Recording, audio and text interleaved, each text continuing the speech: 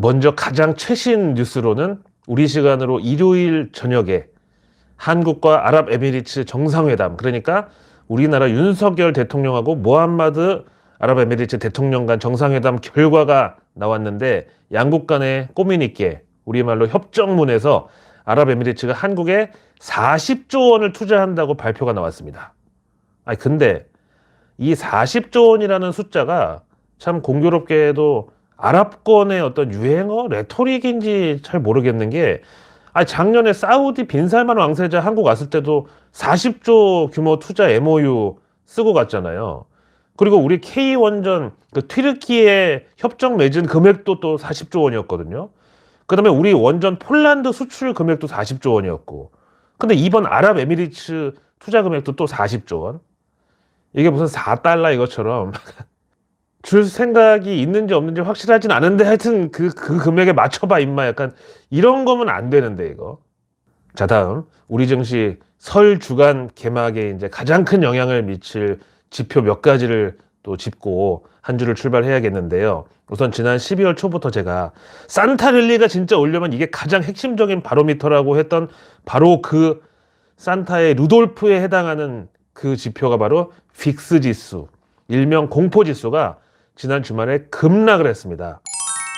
이건 이제 이름부터가 공포 지수니까 이게 낮을수록 당연히 위험자산인 주식시장에는 좋은 건데, 이게 작년 연말에 달러 약세랑 동조화가 되면서 쭉 미끄러지기는 했지만 좀처럼 20선 밑으로 떨어지지를 않고 그냥 20선 근처까지만 가면 다시 튀어오르고, 그럼 이제 우리 증시에서도 외국인들 공매도 또 되살아나고, 그러다가 다시 A자형으로 반락하면서 다시 20선 근처로 내려가는가 보다 하면 또 다시 또 튀어오르고, 그러면서 산통 다 깨지고, 이렇게 거의 한 3개월을 반복을 했는데요.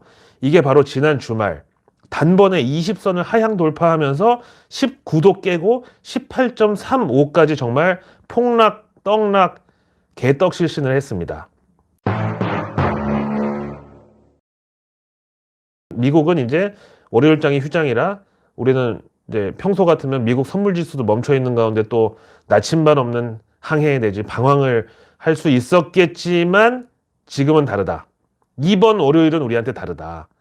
최근 들어서 우리 증시를 부양해 온 짜장 랠리, 뭐 춘장 랠리, 왕서방 랠리, 짜사이 랠리, 황사 랠리, 하여튼 뭐든 간에 이게 과연 언제 꺾일까, 또 그 바로미터가 바로 홍콩 증시의 알리바바 주가라고 제가 했었잖아요.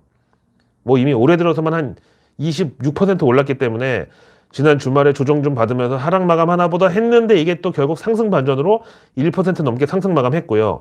그 다음 뉴욕 증시에는 이 알리바바 ADR이 거래되는데 이게 3.4% 급등 마감하면서 최근 거의 2주 동안 가파른 랠리 끝에 약간 숨고르기를 하나 보다 했는데 그것조차 곧바로 그냥 추가 레벨업 하면서 마감을 했습니다.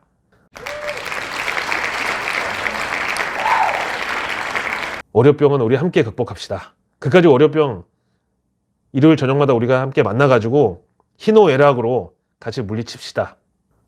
그래서 앞에 제가 이제 이번 짜장 랠리, 떡국 랠리를 따라 들어가면은 정말 주린이 분들이 또 유괴당할 수 있다고 조심하라고 했는데, 우리 설 연휴 쉬는 기간에도 금요일에 넷플릭스 실적 발표 있고, 그리고 설 연휴 끝나자마자 또 25일에 테슬라 실적, 그리고 바로 다음날 26일에 또 애플 실적, 이렇게 대기하고 있는데, 여기서 또 이제 경기 침체 우려라든가 뭐 가이던스 하향 이런 거 딱 나오면은 그냥 그대로 지금 상승분 곧장 반납하면서 월가 메이저들 먹튀에 걸려줄 수가 있어요.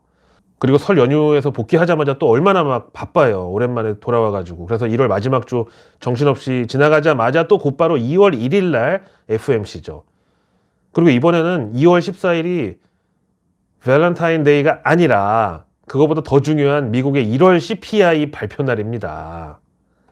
바클레이 리서치에서는 주말 보고서에서 미국 1분기 GDP 성장률 전망치를 기존 0.7에서 1.2%로 무려 0.5%포인트나 상향을 했어요. 근데 결국 조삼모사격으로 미국 경제가 기어이 2분기부터 마일드 리세션, 완만한 경기 침체를 시작해가지고 올해 4분기까지 이게 이어질 거라고 전망을 했어요. 그래서 이런 시나리오를 바탕으로 연준 FOMC 금리 인상이 2월 달에는 저렇게 GDP 막 좋아지고 각종 지표 살아나는 거를 잡기 위해서 0.5%포인트 금리 인상하고 3월 달에는 0.25%포인트 금리 인상으로 이렇게 바클레이는 내다봅니다.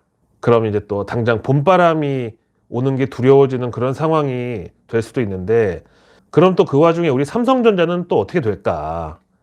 지금 외국인들하고 주린이들은 서로 악성 매물이라고 막 서로 욕하고 있는 상황이에요. 외국인들은 삼성전자 그 50대 1로 액면 분할하기 전에 그때 당시 가격으로 외국인 평단이 높아봤자 250만 원 안 넘거든요. 200만 원 초반대에서 최대 높아봐야 250만 원 정도야. 그러니까 다 5만 원 미치라고요.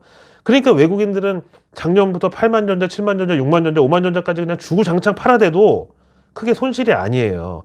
근데 우리 주린이 분들 평단은 어때요? 8만 원에서 9만 6천 원까지 그 사이에 매물벽이 무려 27조 원이에요. 그 다음 많은 게 7만 원에서 8만 원 구간. 이때가 12조 원이고 또 8만 원 미만 전체가 20조 원의 매물대가 지금 다 개인들 물량이에요. 외국인들은 삼성전자 보유율이 2년 전에 56%에서 최근 50%가 지금 깨졌는데도 불구하고 전혀 지금 뭐 급하게 삼성전자를 채우려는 그런 심산보다는 당장 삼성전자, SK하이닉스 실적 폭망한 거 보고서 야 이제 진짜 바닥에 근접했구나 정도. 야 이제는 무조건 싸니까 다 줍자 이 정도는 아니고 그냥 공매도 포지션 청산 정도는 해도 되겠다. 이 정도면 이제 바닥 다지기에 들어간 것 같다. 그리고 그동안 비중 너무 많이 팼으니까 요즘 뭐 달러도 약세고 하니까 조금 이제 일시적으로 좀 채워놓자. 우리 평단에서 뭐 크게 손해보는 가격 정도는 아닌 것 같다. 뭐 이 정도의 지금 대응이라는 거죠. 그래서 내일 뉴스는 내일 보면 너무 늦습니다. 구독과 알림 설정 터치 한 번만으로 매일 저녁 내일 나올 뉴스들을 제가 영상으로 정리해가지고 여러분들의 안방으로 배달해 드립니다. 상위 1% 정보 취급자들은 절대 장중에 실시간 뉴스나 종목 뉴스 따위로 투자 판단을 하지 않습니다. 그 양반들은 그렇게 낮에 뉴스 째려보고 앉아있을 만한 시간도 없고요. 중간중간에 관련 소식이 나와도 스마트폰으로 제목만 확인하는 그 정도로 대응합니다. 왜? 그 뉴스를 실제로는 전날 저녁에 미리 다 봤기 때문에. 그래서 내일 뉴스 미리 보기는 우리 구독자분들을 상위 1% 정보 취급자들과 같은 출발선상에서 매일 아침 금융시장에 나설 수 있도록 도와드립니다.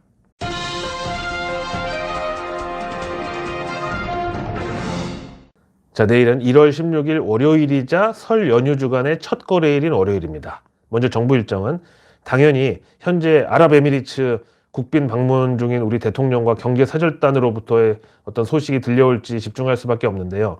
일단 40조 원 투자 얘기는 나왔고 그 대신에 그 관련주들은 이미 너무 많이 손을 탔다는 것 정도는 알고 계실 필요가 있겠습니다. 다음 내일 중견기업 성장 촉진 전략 발표가 정부로부터 있습니다. 요즘 이런 류의 중소 중견기업 지원책이 많이 쏟아져 나오는데요. 만약에 우리 구독자분들이 중소기업 사장님들이라면 당장 어떤 쪽으로 지원을 받으려고 하시겠어요?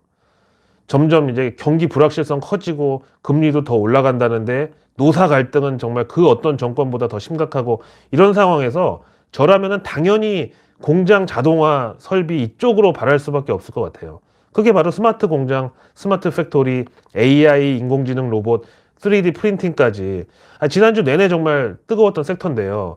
이거는 이제 이번 정부의 어떤 노동계와의 힘겨루기 차원에서 육성하는 그런 정치적 색깔도 좀 입혀질 수 있다고 저는 봐요.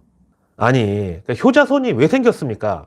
할머니가 하루 저녁만 되면 등 가려워가지고 등 좀 긁어달라고 그럴 때마다 손자가 맨날 할머니 100원만 줘 아니면 며느리나 아들이 자꾸 눈치 주고 이러니까 더러워서 내가 니네 손 안 쓴다고 그래서 효자손이 생긴 거 아니야.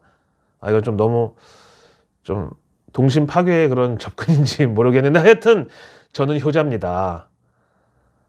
무슨 얘기하다가 스마트 팩토리에서 지금 효자손까지 갔는지.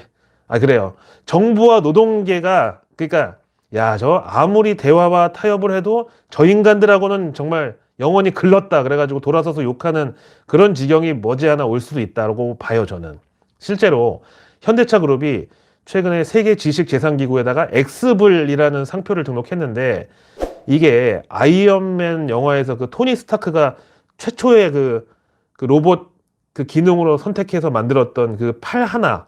그러니까 이게 웨어러블 로봇 이쪽 분야인데 현대차는 이미 그 로봇계 애플이라고 할 수 있는 보스턴 다이내믹스 최대 주주잖아요. 그래서 이제 이거를 사람이 팔에 끼고 작업하면은 보다 적은 인원으로 많은 그 생산직 업무를 할 수가 있잖아요. 진짜 팔 하나만 이렇게 로봇의 동력을 얻는다고 해도 이게 얼마나 좋겠어요. 뭐 이를테면 마트에서 장 보고 나올 때 그 로봇 팔 하나만 있으면 한 팔에 그냥 큰 비닐봉다리 5개씩 들어도 아이언맨 팔 그 동력이 있으니까 거뜬하죠. 그리고 이제 남녀 사이에도 남자가 이거를 하면 이제 팔 베개 해줘도 팔도 안 저리고, 또 뭐 여친이 없는 형님들은 이거 이제 고속회전으로, 죄송합니다. 하여튼 이번에 현대차에서 바로 이 외골격 수트 로봇에 해당하는 엑스블 이거를 상표 등록했다, 이렇게 정리를 하겠습니다. 근데 참 이런 와중에 네이버는 뭐가 또 그렇게 급해가지고 지난 주말까지 그 미국의 당근마켓이라고 하는 포시마크 인수 작업을 전격 완료했다고 또 발표를 했습니다. 인수 작업 완료가 뭡니까? 돈 다 냈다는 소리잖아요. 금액은 12억 달러, 우리 돈으로 1조 1천억 원을. 근데 원래 네이버가 4월 달에 인수 작업 종료 예정이었던 걸 이렇게 이번에 3개월이나 앞당겨가지고 그 포시마크 인수하고 자회사로 편입한 건데, 뭐 이 의미에 대해서는 드디어 네이버가 글로벌 이커머스 시장의 플레이어로 또 주자로 이렇게 올라섰다는 것이다, 이렇게 하는데, 아니 지금 앞에 말씀드린 월가 대표 금융사들도 진짜 연준하고 전화 한 통화만 해도 바로 그냥 알 수 있는 그런 사람들도 경기 침체 대비하고 자기네 재무 건전성 우려에 대처한다고 대손 충당금 쌓고 저렇게 난리인데, 네이버는 지금 이렇게 돈 1조를 그것도 서둘러서 지출하고 뭘 사들이고 지금 이럴 땐가요? 거기다가 미국은 뉴욕이나 뭐 워싱턴 DC 같은 메트로폴리탄 말고는 동네에서 얼굴 보고 직거래하고 그럴 분위기가 아니에요. 치안도 좀 그렇고, 또 무엇보다 사실 맨하탄 시내에서 바로 조다리 건너가가지고 뉴저지만 해도 일단 주택가 가보세요. 바로 옆 동네도 차 없으면 못 가요. 그럼 차라리 그냥 아마존에서 중고 상품 구입해가지고 배송시키면은 워런티까지 다 얹어서 주는데, 아니면 근처에 뭐 타겟이나 이런 데 가서 할인하는 거 사면 되고. 그리고 세컨핸드 마켓, 그 중고 물품 시장이 그렇게 유망하면은 왜 도대체 아마존이나 월마트가 그런데 예전하게 인수를 안 하고 가만 놔뒀겠냐고요.